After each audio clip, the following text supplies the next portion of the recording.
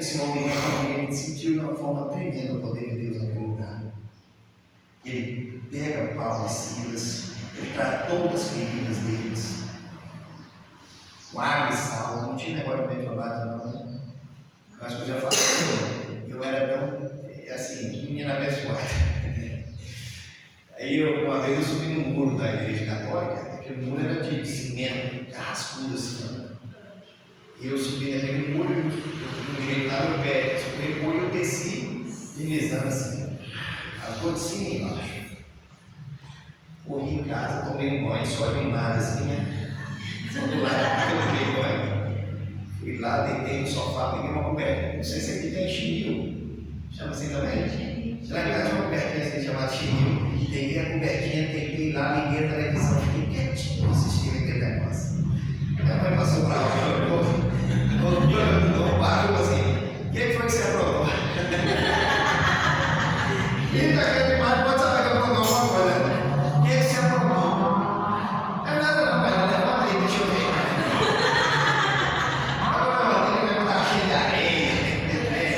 E aí pronto, aí começou, né? O tratamento, primeiro banho, para limpar a frente do sabão, isso eu já chorei demais. E aí depois não mete lá. Aquele que a gente não sabe se era amarelo, se era vermelho, que cor que era aquele laranja. E ela foi generosa, viu? Ela pegou assim, colocou um algodãozinho debaixo de mim e derramou no vidro assim, ele saiu escorrendo. E quanto mais escorria, mais queimava. Também no outro dia, já estava pronto, né? Já podia comer. Só que Paulo e Silas não tinha isso, o negócio era com água e sal mesmo que eles tratavam as feridas. Mas aqui diz que o carcereiro tratou das feridas deles, né? Cuidou deles, e agora esse carcereiro que estava ali para vigiar para que eles não fugissem, é que trouxe a libertação para eles, levou eles para fora, tratou. E esse homem sentiu de uma forma tão tremenda o poder de Deus, que ele pergunta: o que eu devo fazer para ser salvo? Irmãos, pensa bem aí, na cabeça de Paulo ele queria pregar lá na beira do rio, mas Deus tinha um outro lugar onde Paulo deveria pregar, dentro da prisão. Tinha uma família ali que precisava da salvação, tinha ali uma família que era eleita de Deus, que precisava ouvir a palavra de Deus, e Deus então, já que Paulo se propôs a pregar a palavra, Deus leva Paulo para dentro da prisão, para que ele pudesse pregar a palavra ali então ao carcereiro. E a resposta de Paulo, ele diz assim: não, crê no Senhor Jesus e será salvo, tu e a tua casa. Crê no Senhor Jesus. Irmãos, enquanto essa igreja aqui tiver pessoas de oração, não é o homem que vai conduzir a história. Enquanto o povo dessa igreja que estiver orando, Deus é quem vai conduzir a história dessa igreja. E Ele pode usar qualquer um para fazer grandes coisas, mas isso enquanto a igreja estiver orando. O carcereiro cuida de Paulo, cuida dos irmãos, e ele é batizado, ele e toda a sua casa também, assim como a casa da Lídia. Segunda conversão da igreja de Filipos. A igreja começa a crescer, a igreja começa a receber novos membros. Assim foi que começou aqui, então, a igreja de Filipos. A igreja tem muitas lutas. A história da igreja é assim, tem muitas lutas. Incontáveis lutas, mas também existem as vitórias. Essas, como Paulo, por exemplo, se lembrava com alegria no coração.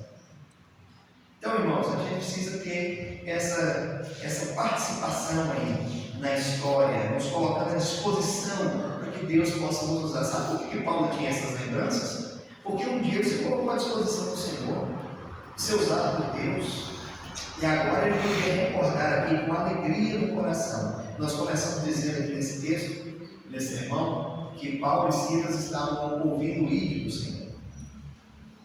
O ídolo não cessou, irmãos. O ídolo continua sendo para nós hoje. O projeto de crescimento dessa igreja aqui é uma bênção. Mas eu pergunto: se não houver crescimento numérico, por que adianta crescer as paredes? E como é que chega a ser esse crescimento numérico? Cada um de nós atendendo ide de Jesus. Paulo foi pregar em Jerusalém, Judéia, Samaria e até os confins da terra. Talvez nós não precisamos fazer isso, mas quem sabe nós precisamos pregar para os nossos vizinhos. Quem sabe nós precisamos pregar para os nossos colegas de trabalho, ou dentro da nossa própria família, aqueles que ainda não ouviram, aqueles que ainda não se converteram. Nós não sabemos aonde estão os eleitos de Deus. Paulo pensava que os eleitos estavam na beira do rio, e Deus mostrou para ele que tinha eleitos dentro da cadeia. Então, o que nós precisamos de fato é nos colocar à disposição. Se eu quero lá no futuro ter boas recordações, eu preciso me envolver na palavra de Deus. E essa seja uma palavra assim, plantada no nosso coração, que vem a gente dar de Arafus. Amém? Feche seus olhos, coloque diante do Senhor uma vez.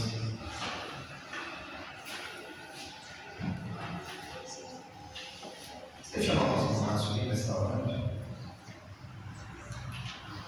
Encerra essa mensagem. Amém. Sobre a sua cabeça, essa mensagem eu tenho certeza absoluta veio do coração de Deus para essa igreja hoje. Quanto luto,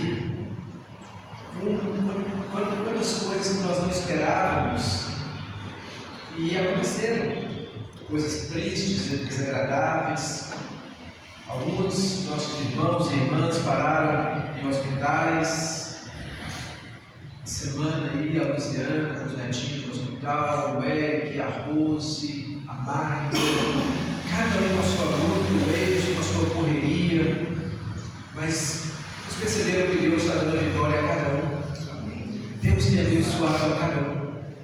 Que a história dessa igreja está sendo realmente escrita, literalmente, pelo dedo de Deus. Pai, essa história é do Senhor. Nós cremos, Jesus, que é o Senhor que está nessa igreja. É o Senhor que tem conduzido essa congregação, não é o Márcio, não é o pastor Ricardo, não são os presbíteros. Essa igreja é do Senhor.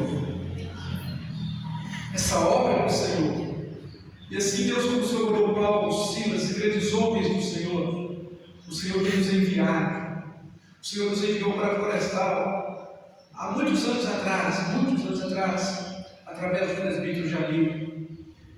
E o Senhor continua escrevendo essa história. De vez em vez, o Senhor escreve uma nova página. Ó Deus, nós louvamos porque nós estamos fazendo parte dessa história agora. Nós estamos sendo usados pelo Senhor para escrever parte dessa história. E daqui a alguns anos, ó Deus, nós vamos contar para os nossos netos. Nós vamos contar, ó Deus, para as pessoas, para as criancinhas dessa igreja, que vale a pena servir ao Senhor. Que eles possam ver isso. Que as crianças dessa cidade possam ver isso em nós. Que as pessoas dessa cidade que não conhecem o Senhor Jesus possam olhar para nós e dizer: vale a pena servir a Deus. Aqueles crentes servem a Deus, aqueles crentes confiam em Deus, aqueles crentes oram a Deus. Pai, que possamos fazer a diferença, mas que também, Deus, possamos ser homens e mulheres de oração. Porque Deus, de uma coisa eu tenho certeza: o que ajudou Paulo e Silas e os grandes homens de Deus a se sustentarem foi uma vida de oração. O que os levaram a entender o propósito do Senhor foi uma vida de oração. Porque Deus, nós entendemos que a oração muitas vezes não vai mudar o seu propósito, ou nenhuma vez, mas ela vai nos ensinar a entender o propósito do Senhor. E Paulo e Silas entenderam o propósito do Senhor. E verdadeiramente, Deus, que Florestal possa entender o propósito do Senhor. Que a Igreja Presbiteriana de Florestal possa entender o propósito do Senhor. Que a Igreja Presbiteriana de Betim possa entender o propósito do Senhor. Que o povo de Deus, espalhado pela face da terra, possa entender o propósito do Senhor. Em nome de Jesus. Amém. Que Deus nos abençoe, irmãos. Queridos,